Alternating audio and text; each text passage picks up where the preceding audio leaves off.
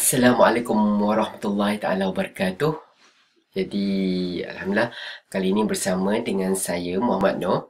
So, saya akan menceritakan serba sedikit tentang Cikgu Zack. Ini Cikgu Zack, the legend of Twitter. Okey.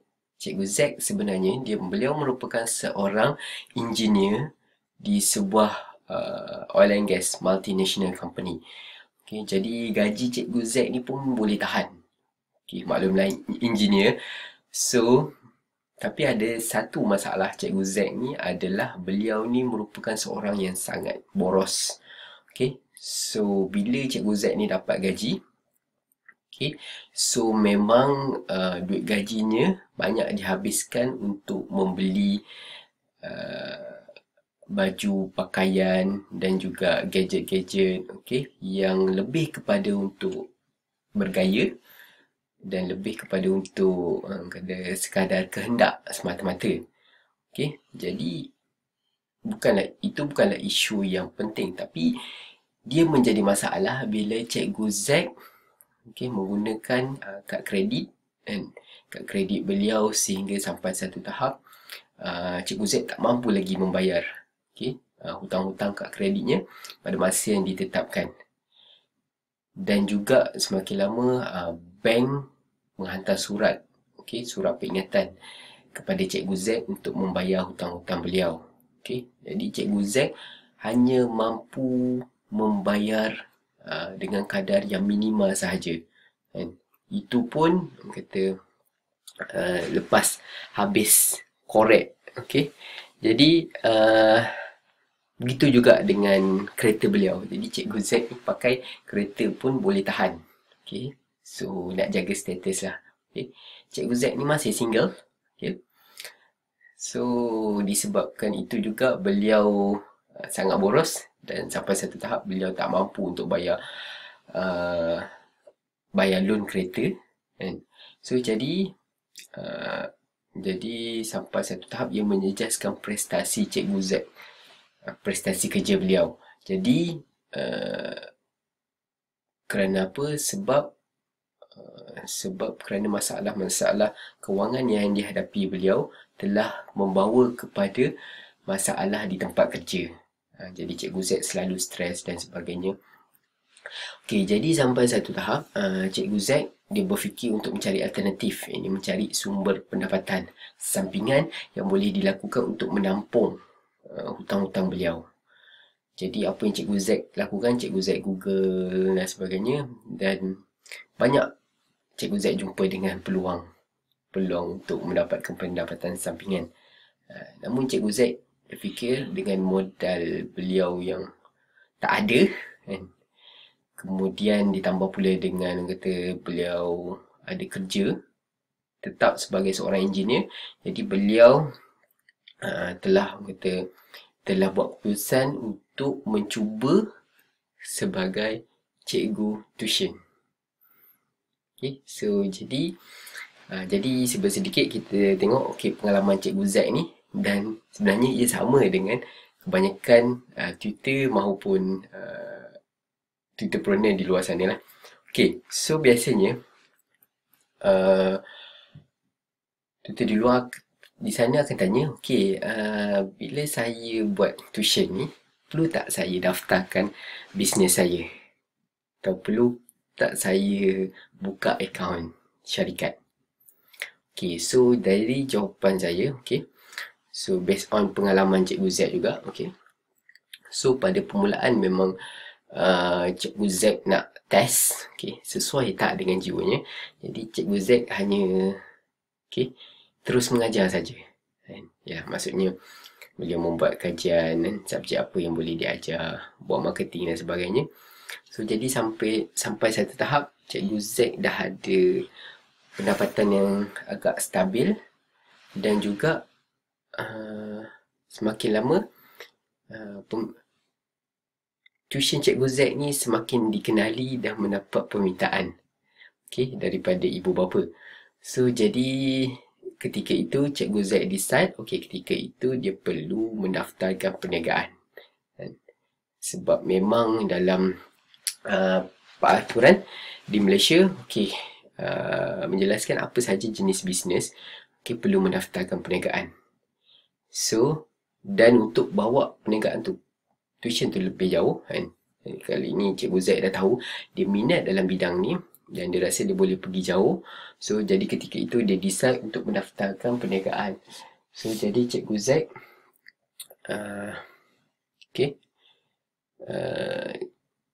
Cikgu Zaid pergi ke SSM. SSM.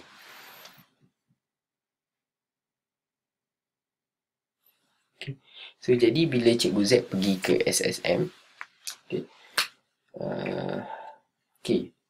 ada beberapa jenis pendaftaran di Malaysia. Enterprise, PLT dan Sdn Bhd. Jadi, disebabkan Cikgu Zaid masih baru, Cikgu Zaid hanya daftarkan untuk Enterprise dan modalnya bayaran RM70. So, jadi kemudian dan juga SSM ni hanya boleh dibuat dalam masa 1 hari saja. So, dan pendaftarannya sangat murah lah, kira RM70. So, Cikgu Zaid telah mendaftarkan perniagaan tuition beliau. So, jadi adakah Cikgu Zaid memang bermula dengan modal minima. Cikgu Zaid menjadi seorang tutor home tuition. So, jadi modalnya sangat rendah. So, Cikgu Zaid tak perlu keluarkan modal besar untuk buat pusat tuition. Dia hanya menjadi seorang tutor home tuition dan juga di samping itu dia juga jadi tutor di pusat tuition. Maksudnya pusat tuition, beliau menjadi cikgu tuition di situlah. So, jadi Cikgu Zaid tak perlu menggunakan modal yang besar. So, tapi Cikgu Zaid nak establish company beliau sendiri. So, jadi Cikgu Zaid daftar enterprise. So, jadi kalau undang-undang di Malaysia, so setakat ni hanya pusat tuition yang betul-betul perlu didaftarkan di Jabatan Pendidikan Negeri ataupun daerah. So, dia ada sedikit berlainan mengikut prosedur daerah maupun negeri masing-masing.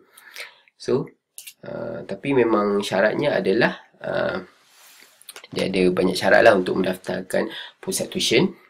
So, contohnya kalau pusat tuition tersebut ada 2 tingkat, perlu ada tangga. Lepas tu bangunan tersebut perlu ada CF, perlu ada keselamatan yang diiktiraf oleh bomba dan sebagainya. So, banyak lagi. Tapi untuk home tuition, so tiada syarat khas yang dikenakan. Jadi Cikgu Zaid, bila Cikgu Zaid daftarkan SSM, Cikgu Zaid daftarkan dengan nama yang tidak menggunakan perkataan seperti pusat tuition. So, contohnya Cikgu Zaid mendaftarkan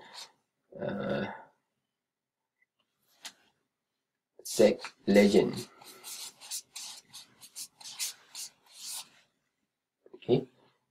Zaid Legend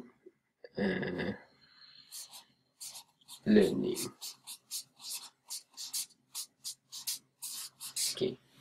So, jadi Cikgu Zaid mendaftarkan perniagaan tersebut kerana apa? Di SSM memang tak boleh daftar menggunakan pusat tuition.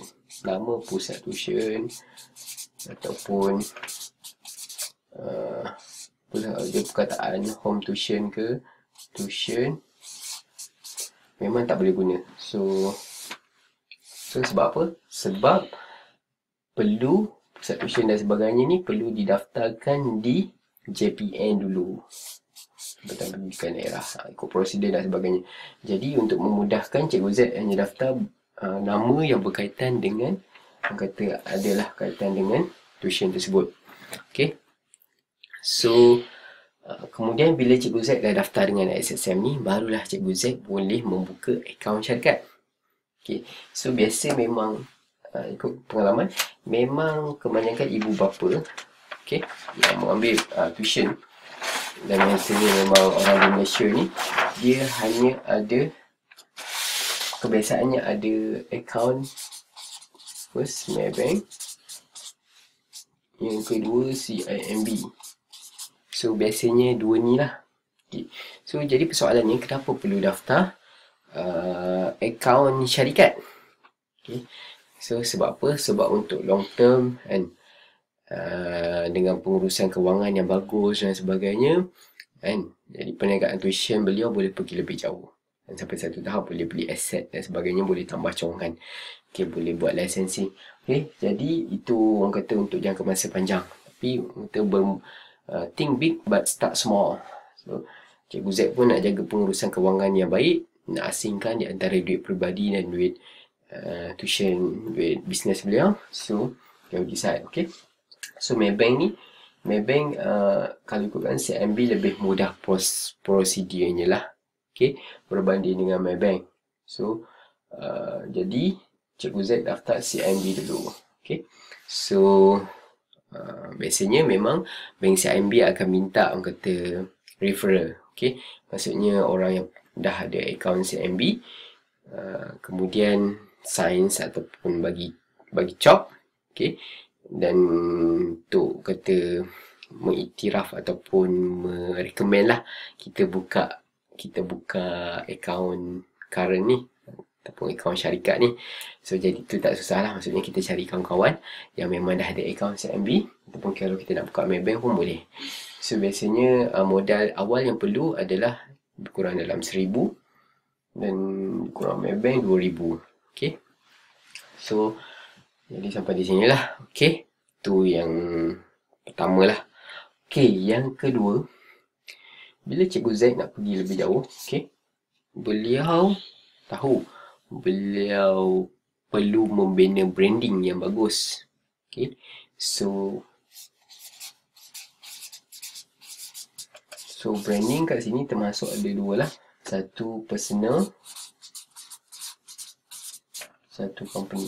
So Cikgu Z dia memang tiada pengalaman sebagai guru sekolah, tiada ambil degree dalam bidang pendidikan dan sebagainya.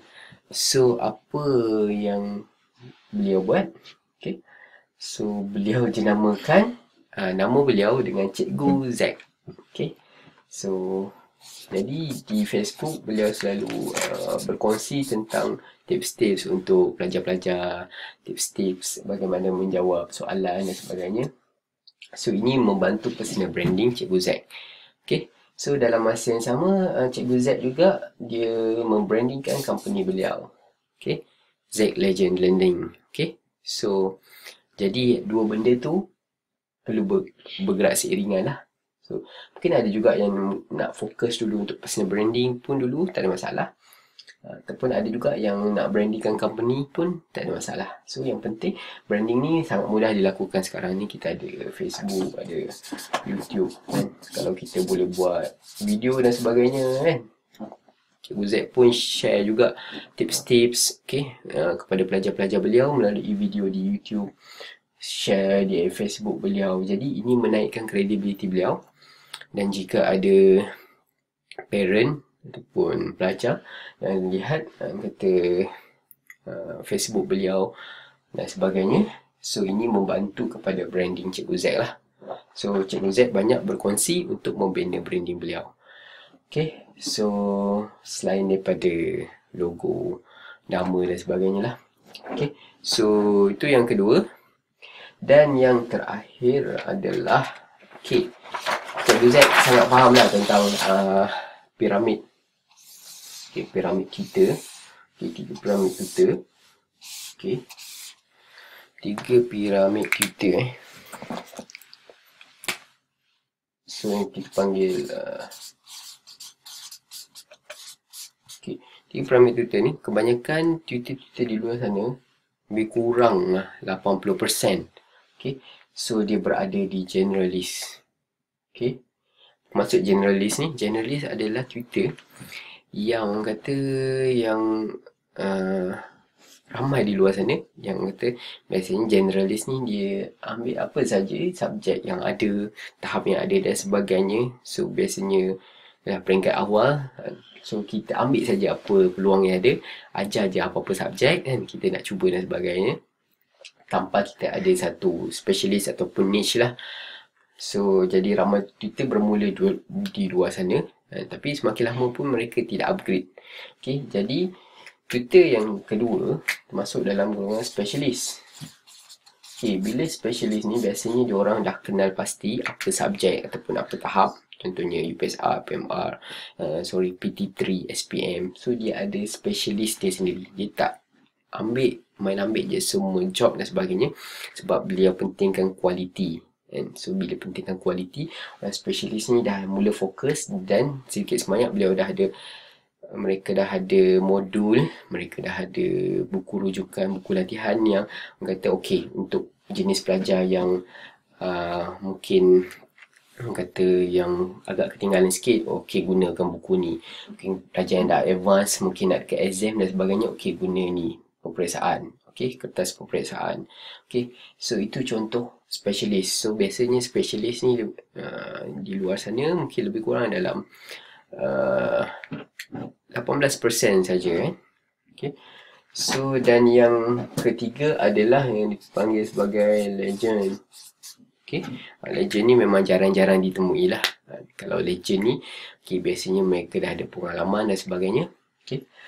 So jadi Cikgu Z sendiri berada dalam legend lah. Okey, sebab apa? Sebab Cikgu Z suka berkongsi tips-tips kan, termasuk sama ada pelajar beliau ataupun di luar sana, ataupun tutor-tutor di luar sana, Cikgu Z suka berkongsi tentang bagaimana untuk mengajar, bagaimana untuk pelajar tersebut lebih faham dalam satu pembelajaran, bagaimana pelajar tersebut kata dapat menjawab peperiksaan dengan lebih baik kan.